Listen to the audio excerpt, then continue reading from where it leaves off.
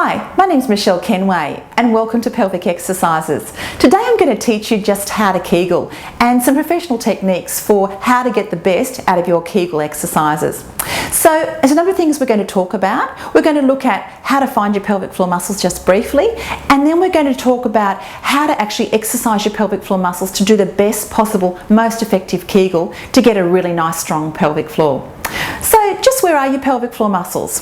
Pelvic floor muscles are in and around the base of the pelvis. So if this is the pelvis and it sits there, that's that part of my skeleton, the pelvic floor runs from the pubic bone here at the front to the tailbone and slings across between the sit bones there. So you can see they're actually internal muscles, not external muscles. So our Kegel exercises aim to strengthen and thicken that support so that they will help you with your continence, with your bladder and bowel control. They'll also help to support against a prolapse and help to revitalise and renew the pelvic floor after pregnancy and childbirth and when you're going through menopause. So particularly important area to exercise. So how do you do your exercises? Well, the correct technique for a Kegel exercise is to lift and squeeze the pelvic floor muscles within the pelvis. So that means lifting and squeezing in and around the anal area. For women, that means lifting and squeezing in through the vagina. And for everyone, that means lifting and squeezing in and around the opening of the urethra, the urine tube. So we're trying to get those muscles to work all together. So let's have a try of trying to lift and squeeze those muscles all together inside, in and around the area where you sit.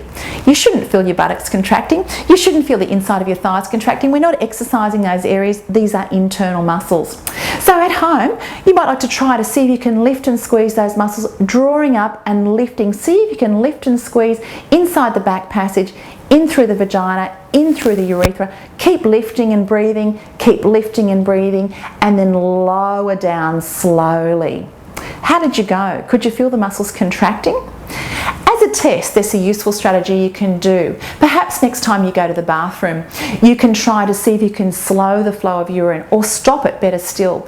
That's something you do as a test, and perhaps once a week, and not if you have problems normally emptying your bladder. But that can be a useful technique to just localise and identify your pelvic floor muscles, and it can also be useful to see if your pelvic floor muscles are getting stronger over time. So let's say you've done that and you've identified and you know you can contract your pelvic floor pelvic floor muscles well. Then what do you do for your strengthening? Let's now move on to your strengthening routine. So Kegel exercises should ideally be done on a daily basis. Ideally, we're trying to do 20 to 30 of those in a row. So that's quite a lot of exercise, isn't it?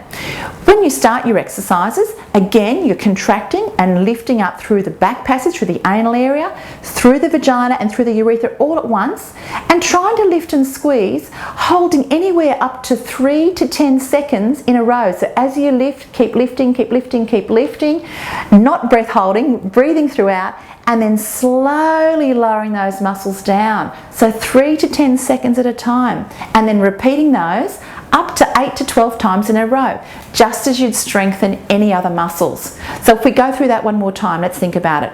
Daily pelvic floor exercises, starting up anywhere up to 3 to 10 seconds in a row with your long holds, and try to repeat them up to 8 to 12 times each time you do them. So in total, you're getting to about 20 to 30 exercises a day. Now, some useful tips are when you're starting out, sometimes it can be difficult to contract your pelvic floor muscles against gravity. So the idea is to start lying down, perhaps lying on your side or lying on your back, and actually starting your gentle contractions, lifting and squeezing and lowering down in those lying positions. As you feel more comfortable and confident with your exercises, then you can move to sitting and also to standing, and you can practice those same exercises sitting and standing throughout the day.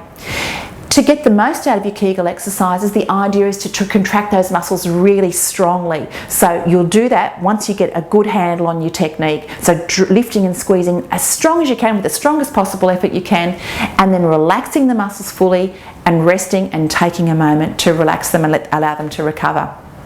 So there you have it. We've talked about how to find your pelvic floor muscles within the pelvis. We've talked about how many exercises you need to do and how often on a daily basis. And we've also talked about the best positions for Kegels, lying, sitting and standing. So thanks for joining me today. And for more information, please visit us at pelvicexercises.com.au. I look forward to speaking to you again soon.